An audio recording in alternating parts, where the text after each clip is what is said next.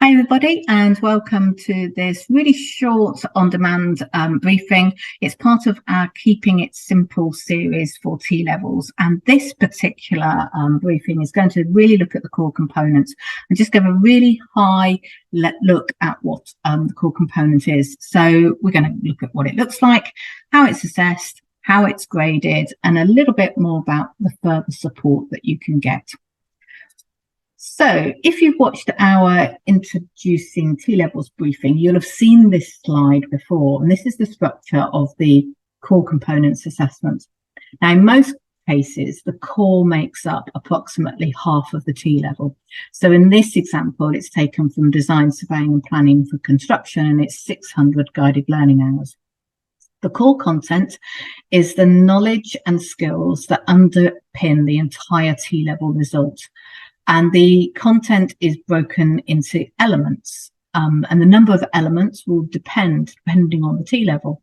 In some cases, some of the elements may be unique to that specific T-level, and these will act as a forerunner to the occupational specialism. Elements vary in size, but as a rough guide, the larger the element, the more time should be spent teaching that area, and the greater amount of assessment there will be on it. You can teach the content in any combination or order that works for you and your students. However, we would recommend that elements are delivered holistically to make the most of teaching opportunities. The core component is always assessed by core exams and an employer set project. The number of exams can vary. Currently, in our T-levels, there are 2, but this could differ between T-levels depending upon the amount of core content that they have in them. The exams draw from all of the core content, and then that's sampled over the lifetime of the qualification. So from a student perspective, the core exams look and feel like A-level exams. So in your teaching and making sure your teaching staff are prepared, it's always a really good idea to look at exam preparation and exam technique. These are going to be fundamental in making sure that students are fully prepared for the assessments and also are able to cope when they're actually in that exam situation. The other assessment is the employer set project. Now, unlike the title suggests, the employer set project's not actually set by employers, and it doesn't have anything to do with your industry placement. So it's not something that's done as part of the industry placement.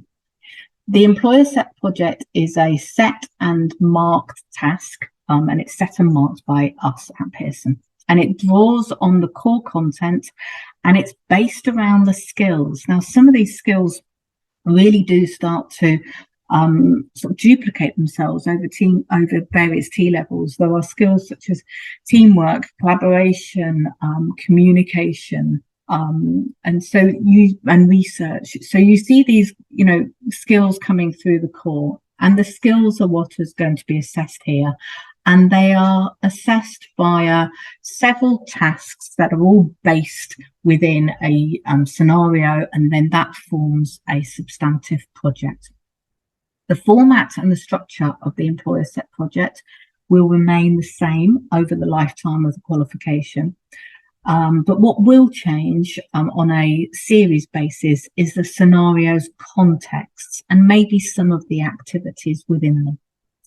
The core is graded A-star to E, and then these are aggregated with the overall core component grade, which is then used by the ESFA to create the T-level grade. So again,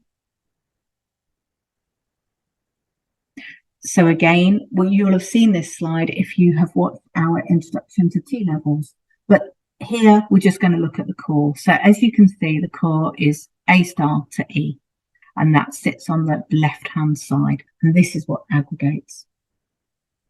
With regards to further support for your T-level, we've got a dedicated T-level webpage and then an individual page for the technical qualification.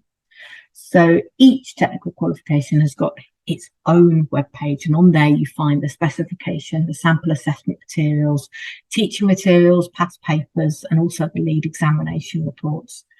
For the employer set project, there are also exemplification materials, and all of those materials are specific for the technical qualification.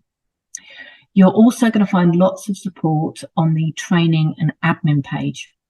So specifically for the core, there are getting to know the spec on-demand briefings that we really advise that that's the first thing that you start to look at when you're going to be delivering the T-level.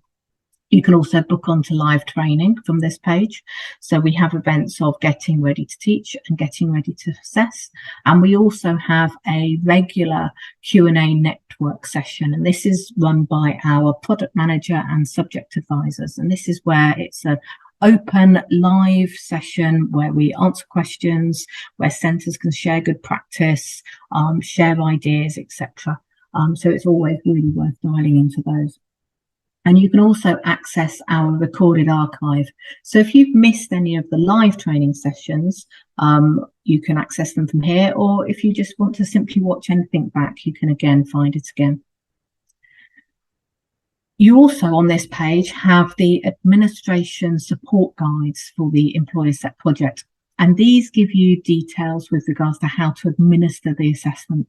So their levels of control, resources that you'll need and that students are allowed for their assessment, and also how you submit and when you submit the evidence of that assessment. And there are also some generic assessment guidance for the core exams and the set tasks that make up the Employer Set project, and also the occupational assessments. Plus, on this page, you can also find all our admin support. So if you're involved in administrating the T-levels, so for example, registering learners, making entries into exams, you can find all the admin that you need here. So useful for exams officers as well. But also our termly update policy update is in there. So every time we do a policy update, just to give a heads up with regards to perhaps some of the things that have changed from a policy direction from the Department of Education. And also on here as well, you can find the key date schedules. So the key date schedules are all of the dates that you need to deliver the T-level. So it'll have all of the entry dates and entry deadlines, but it'll also have all of the assessment dates on there as well.